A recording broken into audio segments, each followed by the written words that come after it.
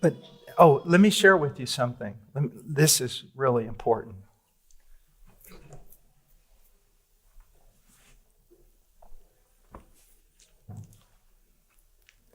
Are there seat belts on those chairs?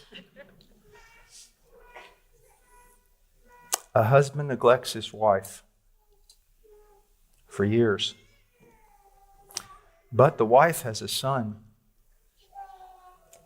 And so what happens is this.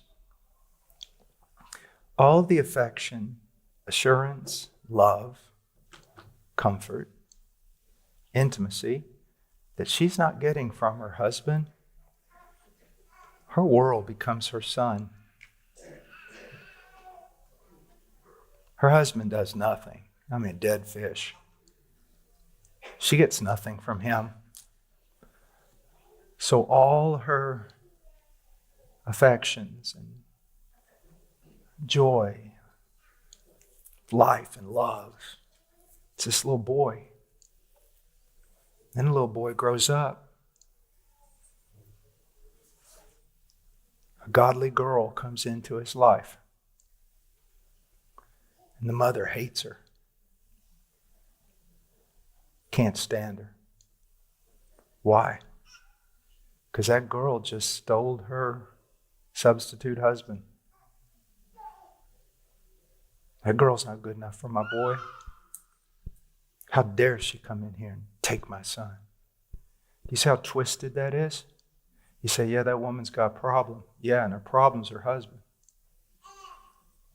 He neglected her. She found affection not in another man. She didn't commit adultery, but in her children. And anybody take her children away from her. She'll suffocate her children. Do you see what I'm saying? Have you seen it? Some of you have probably done it. Your wife should not be dependent upon your children, her children, for everything she's supposed to be receiving from her man.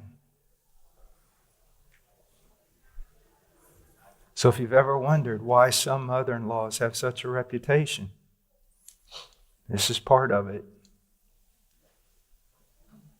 And why a young lady who can just be a normal young lady, immature, but a good girl and loves the boy, is treated so poorly.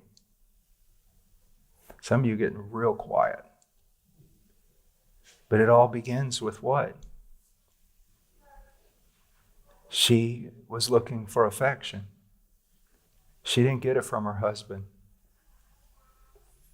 She was too moral to get it from another man.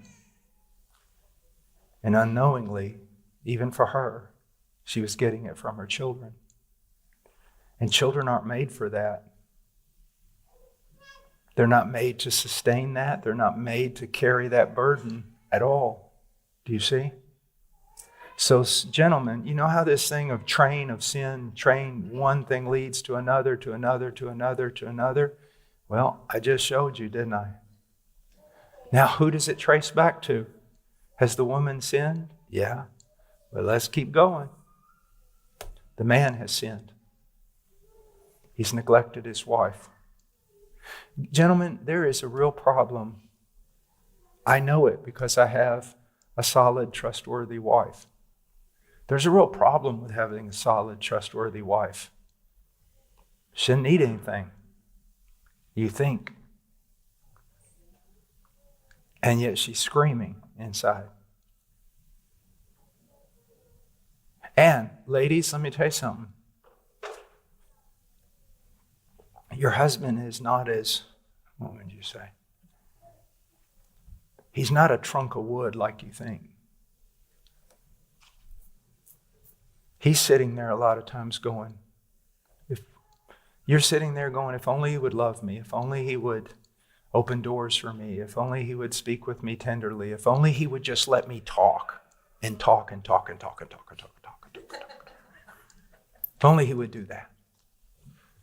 And your husband's sitting there, if only she honored me, if she only respected me. I mean, I work every day. That was my wife. I'm in trouble now. He's sitting there, I work hard every day with a bunch of bad men. It's evil. It's a hard world. I'm tired. If only I felt like, do you see what's going on?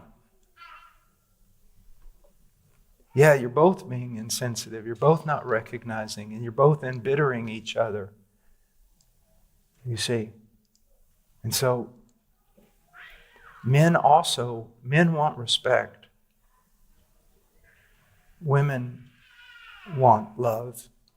And that doesn't mean women don't want respect and men don't want love. But if you had to pinpoint those things, there's where you need to go.